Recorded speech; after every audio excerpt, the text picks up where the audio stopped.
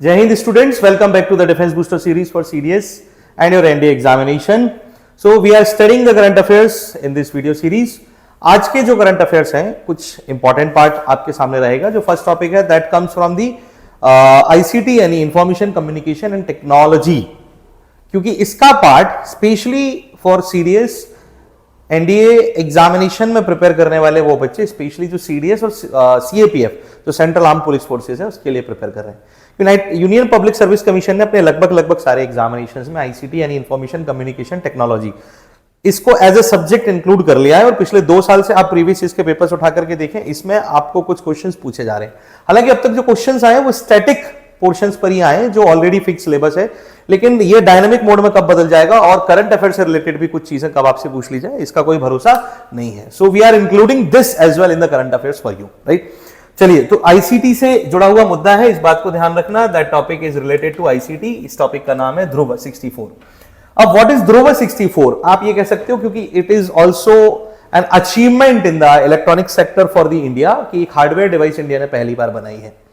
India में computing technology के लिए काम करने वाले सबसे हायर इंस्टीट्यूशन यानी कि सुप्रीम या शीर्ष संस्थान जिसे हम सीडेक के नाम से जानते हैं ने भारत के स्वदेशी प्रोसेसर अभियान यानी कि जो इंडिजीनियस प्रोसेसर कैंपेन है उसके अंतर्गत इंडिया का पहला इंडिजीनियस माइक्रो प्रोसेसर चिप तैयार किया है, यानी स्वदेशी माइक्रो प्रोसेसर चिप तैयार किया है.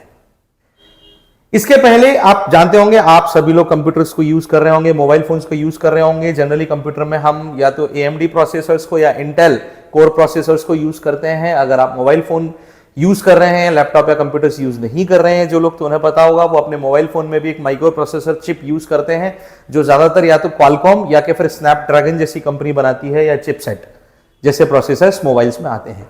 ये प्रोसेसर करते क्या है? कंप्यूटिंग जो होती है. कंप्यूटिंग का मतलब क्या होता है? जो बेसिकली आपके जो कैलकुलेशंस कंप्यूटर में हो रहे हैं, जो इंस्ट्रक्शंस कंप्यूटर को दिए जा रहे हैं या कंप्यूटर में काम जिन सॉफ्टवेयर प्रोग्राम्स के जरिए आप कर रहे हैं उनके एग्जीक्यूशन की पूरी जिम्मेदारी इस माइक्रो प्रोसेसर चिप पर ही होती है. आप बहुत सीधी भाषा में ये समझ सकते हैं कि माइक्रो प्रोसेसर चिप दरअसल कंप्यूटर में होने वाली हर एक जो एक्टिविटी है उसे प्रोसेस करने का काम करते हैं.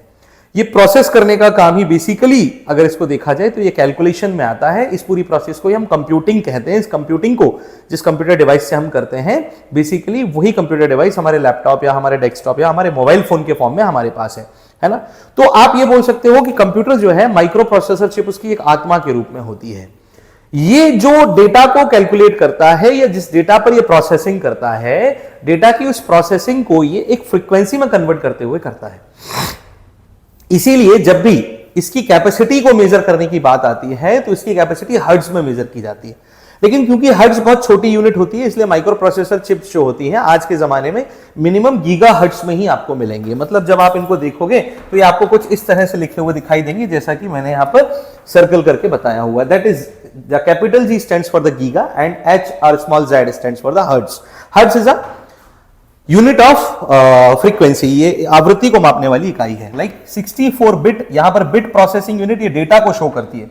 आप बेसिकली ऐसे समझ सकते हो कि एक बिट जो डेटा होता है दैट इज 8, जो एक बिट होता है वो बेसिकली 8 बिट्स में कंफर्म होकर के क्या कराता है? एक बाइट बना देता है ना. तो एक बाइट डेटा जो है इस फॉर्म में आप लोग जानते हो. तो डेटा को अब बेसिकली क्या है? पल्सेस में कंप्यूटर के अंतर्गत या कंप्यूटर के द्वारा प्रोसेस किया जाता है. पल्सेस 2 होती हैं, 0 और 1, राइट. सो बाइनरी डिजिट्स यानी बाइनरी मैथमेटिक्स में ये पूरी कैलकुलेशंस होती हैं, इसलिए हम बिट का यूज करते हैं, राइट. सो बिट क्या होती है? बिट बेसिकली आपको क्या समझ में आता है? Bit is nothing but the measurement of the data, है ना. तो बिट को हम मेजरमेंट ऑफ डेटा कह सकते हैं, राइट. और 8 बिट्स जो होती हैं, 8 बिट बोल रहा हूं मैं, 8 बिट इज 1 बाइट. इसी तरीके से फिर ये 1 बाइट किलोबाइट में, फिर वो मेगाबाइट में, फिर वो गीगाबाइट में. एक्चुअली इन कंप्यूटर वर्ल्ड या कंप्यूटर की बेसिक लैंग्वेज में अगर बाइनरी, क्योंकि अल्फाबेट का बाइनरी मैथमेटिक्स का यूज होता है, बाइनरी नंबर सिस्टम का इसमें यूज किया जाता है, तो उसको किलो या मेगा या गीगा नहीं कहते, क्योंकि किलो मेगा गीगा जो है हम डेसिमल मैथ्स में यूज करते हैं. अगर कंप्यूटर में बाइनरी में अगर आप जाएंगे तो बाइनरी में इसे किबी, मिबी और गिबी कहते हैं. तो दैट इज जो केबी लिखा होता है not is kilobyte, it is kibi byte. कारण क्योंकि किलो 1000 होता है. Like 1 kilobyte is equal to 1000 byte, है ना. लेकिन 1 kibi byte is equal to 1024 bytes, क्योंकि वो 2 की पावर पर चलता है. और जो डेसिमल होता है वो 10 टू द पावर 3 पर चलता है। तो किलो और केबी में डिफरेंस होता है ना, तो वो हम लोग जनरली 99% लोग ये गलती करते हैं कि वो लोग किलो का यूज करते हैं, केबी का यूज नहीं करते, मेगा का यूज करते हैं, मेबी का यूज नहीं करते, बट इट इज डिफरेंट, ये मैं आपको बताता हूं। अब ये जो प्रोसेसर है, ये पहली चीज 1 गीगाहर्ट्ज का है। हालांकि आज की डेट में हम अपने नॉर्मल कंप्यूटर्स में जो प्रोसेसर्स यूज कर रहे हैं तकरीबन आप मान लीजिए 2 गीगाहर्ट्ज से ऊपर के ही हैं। अगर आपके मोबाइल फोन में भी आप देख रहे होगे तो मिनिमम 1.8 गीगाहर्ट्ज या 2 गीगाहर्ट्ज का प्रोसेसर आपके पास होगा ही होगा। Most of the people are using more than 3 gigahertz. Gigahertz का मतलब क्या हो रहा है, that what is the frequency of processing the data, किस फ्रीक्वेंसी से डेटा प्रोसेस किया जा रहा है ना, तो वो गीगाहर्ट्ज में आ रहा है। कितनी क्लॉक स्पीड है जो प्रोसेसर है आपका, वो कितनी क्लॉक्स क्रिएट कर रहा है, कितनी क्लॉक्स रिपीट कर रहा है बार बार बार बार, तो गीगाहर्ट्ज की मैं बात कर रहा हूं, है ना। गीगाहर्ट्ज बहुत ज्यादा होता है, 1 giga that stands for 10 to the power 9, right. तो ये बहुत बड़ा हो जाता है। जब हम बात करते हैं इसकी, तो ये 64 बिट डुअल कोर है। 64 बिट का मतलब क्या हो गया, ये 64 बिट का डेटा, 64 बिट को अगर आप बाइट में कन्वर्ट करोगे तो 8 bit is equal to 1 byte. तो 64 बिट्स कितने हो गए, 8 बाइट्स, यानी 8 बाइट्स का डेटा है ना, 8 बाइट्स का डेटा एक बार में प्रोसेस कर सकता है। और इसके 2 कोर हैं, यानी ये डुअल कोर है। अब जनरली अगर आज के प्रोसेसर से कंपेयर किया जाए, जो आपके पास ऑलरेडी होगा आपके लैपटॉप में या आपके कंप्यूटर में, इंटेल के प्रोसेसर होगा। 90% लोग तो इंटेल ही यूज करते हैं। कुछ गेमर्स जो होते हैं जो हैवी वर्क के लिए यूज कर रहे हैं, वो AMD राइजन प्रोसेसर्स यूज करते हैं। जैसे इंटेल का आपके पास कोर प्रोसेसर i3 होगा, i5 होगा या i7 होगा।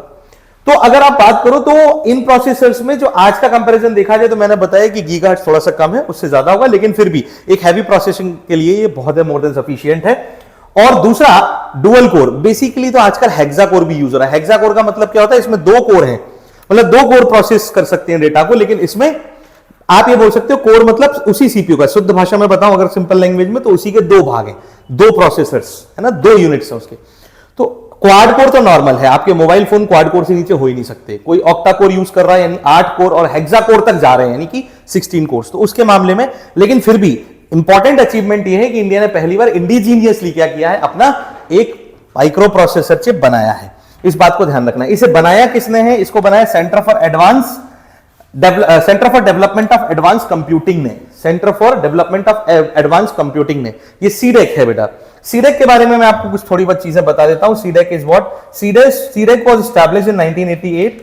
इसका हेडक्वार्टर्स जो है वो पुणे में आता है। 1988 में इसे एस्टैब्लिश किया गया था और इसका जो मुख्यालय है वो पुणे में एस्टैब्लिश है।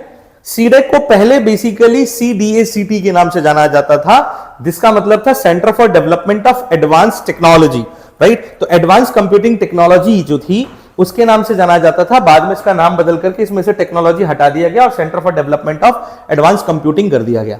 पुणे में स्थित ये इंडिया की सुप्रीम टेक्निकल ऑर्गेनाइजेशन है जो कंप्यूटिंग के वर्ल्ड में काम कर रही है। और इसी ने प्रोसेसिंग या जो प्रोसेसर बिल्डिंग कैंपेन इंडिया ने लॉन्च किया है, उसके अंतर्गत इस प्रोसेसर को बनाया है, जिसका नाम है ध्रुव 64। ये क्या बताता है, 64 इसकी डेटा प्रोसेसिंग कैपेसिटी को बताता है, मतलब ये 64 बिट के डेटा को प्रोसेस कर सकता है और उसका नाम रखा गया है ध्रुव।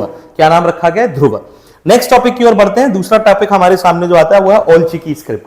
ओलचिकी स्क्रिप्ट क्या है, उड़ीसा जो देश है, प्रदेश है भारत का, द उड़ीसा स्टेट, इसमें एक लैंग्वेज यूज की जाती है जो संथाली लैंग्वेज के नाम से जानी जाती है। किस नाम से जानी जाती है, जो संथाली लैंग्वेज के नाम से जानी जाती है। और ये जो संथाली लैंग्वेज है, ये संथाली लैंग्वेज इंडिया की one of the official language भी है, यानी कि भारत की आधिकारिक राजभाषाओं में से एक है। और अगर आपसे कोई पूछता है कि राजभाषा कब बनाई गई है, तो आप इसका जवाब देते हैं कि ये 2004 में राजभाषा बनाई गई थी, 92nd कॉन्स्टिट्यूशनल अमेंडमेंट के थ्रू, 92वें संविधान संशोधन के द्वारा। अब ओलचिकी जो है वो संथाली भाषा की एक स्क्रिप्ट है, मतलब जो संथाली लैंग्वेज है इसी की जो स्क्रिप्ट है मेनली। अब स्क्रिप्ट क्या होती है, किसी भी लैंग्वेज का अल्फाबेटिक ऑर्डर जो होता है उसे इसकी स्क्रिप्ट कहते हैं। जैसे हिंदी के लिए स्वर व्यंजन काखा गाघा या अ आ इ ई उ ऊ है।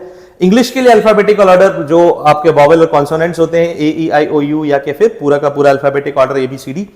तो ये जो अल्फाबेटिक ऑर्डर है इसको हम लैंग्वेज का क्या कहते हैं, स्क्रिप्ट कहते हैं। तो बेसिकली ये ओलचिकी स्क्रिप्ट है, जो संथाली लैंग्वेज जो उड़ीसा में बोली जाने वाली एक भाषा है, ये उड़िया भाषा की एक उपभाषा है। इट इज अ सब लैंग्वेज ऑफ उड़िया लैंग्वेज। लेकिन उड़ीसा में रहने वाले जो ट्राइबल ग्रुप्स हैं, यानी कि जो जनजातीय समूह हैं, वो इसका सबसे ज्यादा उपयोग करते हैं। और उनका पूरा का पूरा जो लिटरेचर है that has been created so far in this script. तो ये जो ट्राइबल पीपल या ट्राइबल कम्युनिटीज इंडिया में है, अब स्पेशली क्यों महत्वपूर्ण है, क्योंकि उड़ीसा के ट्राइबल कम्युनिटी से ही एट प्रेजेंट इंडिया के ऑनेबल प्रेसिडेंट हैं, यानी कि भारत की महामहिम राष्ट्रपति द्रौपदी मुर्मू उड़ीसा के ही एक आदिवासी जनजातीय समुदाय से आती हैं। तो ये और भी इंपॉर्टेंट हो जाता है। अब क्वेश्चन ये है कि सर इस बार हम इसे क्यों पढ़ रहे हैं, क्योंकि ये तो मैंने कॉन्स्टिट्यूशनल कंसर्न्स आपको बता दिए, और ये क्या है ये मैंने आपको बता दिया, किससे रिलेटेड है, उड़ीसा से है, उड़िया की या जो उड़ीसा की भाषा है उड़िया उसकी उपभाषा की स्क्रिप्ट है। सर इसको डेवलप किया गया था, इसको सबसे पहले विकसित किया गया 1925 में पंडित रघुनाथ मुर्मू के द्वारा, जो उड़ीसा के जनजातीय समुदाय से आने वाले एक व्यक्ति थे। और क्योंकि ये 1925 में डेवलप की गई स्क्रिप्ट है, तो इस साल 2025 में it has completed it's 100 years of creation. मतलब इसको बनाए जाने के 100 साल इस साल पूरे हो चुके हैं। और क्योंकि इसके 100 साल पूरे हो चुके हैं, so that is in the current affairs. इसके लिए उड़ीसा में इसका शताब्दी समारोह आयोजित किया गया। इसका जो बेसिकली 100 ईयर सेलिब्रेशन है उसे ऑर्गेनाइज किया गया, जिसमें भारत की प्रेसिडेंट द्रौपदी मुर्मू जो थी उन्होंने पार्टिसिपेट किया है। और इस स्क्रिप्ट के बारे में उन्होंने उसके इंपॉर्टेंस के बारे में वहां के ट्राइबल ग्रुप्स को या कम्युनिटीज को एक्सप्लेन किया है। So that's why it is in the current affairs. चलिए आगे चलते हैं। नेक्स्ट टॉपिक हमारा है ज्ञान भारतम मिशन। ज्ञान भारतम मिशन क्या है? ज्ञान भारतम मिशन जो है 2025-2026 का जो बजट आया था, उस बजट सेशन में ज्ञान भारतम मिशन को भी इंक्लूड किया गया था, और इस पर होने वाले खर्चे के बारे में भी भारत के एफएम यानी फाइनेंस मिनिस्टर, वित्त मंत्री ने बताया था। वैसे तो ऑफिशियली इसकी शुरुआत अक्टूबर 2025 में की गई थी। ये मिशन है क्या, पहले तो हम ये समझ लेते हैं। इंडिया में जो डिफरेंट नॉलेज कल्चर्स हैं, यानी कि ज्ञान परंपराएं हैं, अलग अलग संस्कृति, अलग अलग रीजन से आने वाली, तो भारत का जो मिनिस्ट्री ऑफ कल्चर है यानी कि संस्कृति मंत्रालय है, उसने ये तय किया है कि भारत की ज्ञान परंपराओं के जो स्रोत है, रिसोर्सेज हैं, जहां से ये बने हैं, उन्हें हम सिक्योर करेंगे और उन्हें हम कलेक्ट करेंगे। इसके अंतर्गत ये ज्ञान भारतम मिशन नाम दिया गया इसको, जिसके अंतर्गत इंडिया की जो कल्चरल नॉलेज है उसे हम समेटेंगे। ज्ञान परंपरा पर वैसे भी सरकार जो है बहुत तेजी से काम कर रही है इस टाइम पर। तो ज्ञान भारतम मिशन जो है, इसको एनईपी यानी कि नेशनल एजुकेशन पॉलिसी जो है उसके अंतर्गत भी इंक्लूड किया गया है। और यह भी कहा गया है कि भारत की जो प्राचीन ज्ञान परंपरा है, इंडिया का जो ओल्ड ट्रेडिशन ऑफ लर्निंग है, उसको हमारे एजुकेशन सिस्टम में इनबिल्ट किया जाए। अब तो जो न्यू एजुकेशन पॉलिसी 2020 है, यानी 2020 की नई शिक्षा नीति, उसके अंतर्गत भी इसको बहुत ज्यादा हाईलाइट किया गया है। 2025-26 के बजट में इस मिशन की बात की गई है, और ये मिशन अगर हम देखें तो कॉन्स्टिट्यूशनल है। भारतीय संविधान यानी इंडियन कॉन्स्टिट्यूशन के article 51A sub clause F यानी उपबंध F के अंतर्गत इसे शामिल किया गया है, जो भारत के मौलिक कर्तव्यों यानी कि भारत की फंडामेंटल ड्यूटीज जो है उनके अंतर्गत आता है, जिसमें भारत के ऐतिहासिक ज्ञान, उसकी परंपरा, उसका कल्चर, उसका ट्रेडिशन को सिक्योर करने के लिए लोगों को उनका एक मौलिक कर्तव्य बताया है।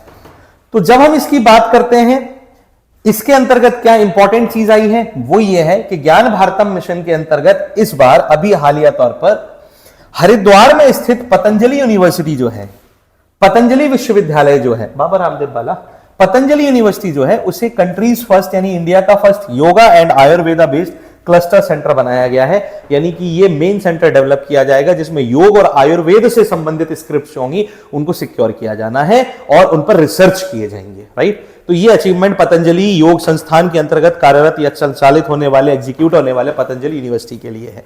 चलिए कुछ एक फैक्ट्स हैं, उनको आप याद रखिएगा। लास्ट टॉपिक आज का एक इंटरनेशनल अफेयर है, पॉलिटिकल लीडर से रिलेटेड है। एक ना एक क्वेश्चन इस पर जरूर आता है, 100% सीडीएस में तो आता ही आता है। एनडी वाले फिर भी बच जाए, सीडीएस वाले इस तरीके के टॉपिक से नहीं बचते हैं, मैं फिर से बोल रहा हूं। So it is very important for the CDS guys. सुन लो मेरी बात। Jose Antonio Kast, okay, Jose Antonio Kast कौन है भैया? चिली, साउथ अमेरिका में आने वाला एक देश है जो पैसिफिक सी के साथ या पैसिफिक ओशन के साथ जुड़ा हुआ है, जिसका नाम है चिली। चिली नाम का ये जो देश है, इसमें प्रेसिडेंशियल इलेक्शन हुए जिसमें जोस एंटोनियो कास्ट चिली के नए राष्ट्रपति चुने गए हैं, यानी कि नेक्स्ट प्रेसिडेंट ऑफ चिली। अब ये इंपॉर्टेंट है, उसका एक कारण है क्योंकि चिली में लंबे समय का इतिहास बताता है कि वहां कम्युनिस्ट लीडर्स का रूल रहा है, यानी वामपंथी शासकों का शासन, लगभग 2010 के बाद से ही। लेकिन इस साल 2025 में वहां पर जोस एंटोनियो कास्ट जो राष्ट्रपति चुने गए हैं, ये दक्षिणपंथी हैं, ये सदर्न आइडियोलॉजी से आने वाले लीडर हैं जो सोशलिज्म यानी समाजवाद को अपना आधार मानते हैं, उससे इंस्पायर्ड हैं। जबकि कम्युनिज्म फिलॉसफी यानी लेफ्टिस्ट फिलॉसफी से रिलेटेड जो सरकार है वो इस बार चिली से नदारद हुई है। इन्होंने किसको हराया है चुनावों में, ये ध्यान रखना, इन्होंने गैब्रियल बोरिक को हराया है जो एक लेफ्टिस्ट लीडर थे। ये किस पार्टी से आते हैं ये भी याद रखना, ये चिली की रिपब्लिकन पार्टी से आते हैं। ये समाजवादी नेता हैं, सोशलिस्ट लीडर हैं, इस बात को ध्यान रखना। सोशलिस्ट आइडियोलॉजी की सरकार चिली में बनी है तो सोशलिस्ट लीडर हैं। हालांकि आपके लिए तो ये इंपॉर्टेंट है दैट चिली के नए राष्ट्रपति कौन बने हैं, who became the next president और the new president of Chile. आपको पता है जोसे एंटोनियो कास्ट, बस इतना सा याद रख लेना, इससे काम हो जाएगा। शक्ल वकल देख लेना कैसे लगते हैं देखने में, पिक्चर थोड़ी सी धुंधली आई होगी, गूगल कर लेना और अच्छी क्लियर इमेज आ जाएगी। नहीं हो तो चिली जाके मिल के आ जाना, ठीक है। जैसे भी करना हो कुल मिलाकर याद कर लेना और हमें कोई दिक्कत नहीं है। चलिए भैया अपने इन टॉपिक्स को रिवाइज करो, शॉर्ट नोट्स बनाओ और एग्जाम को प्रीवियस ईयर के क्वेश्चन सब लगाना शुरू कर दो। एग्जाम फॉर्म चल रहा है, जिन लोगों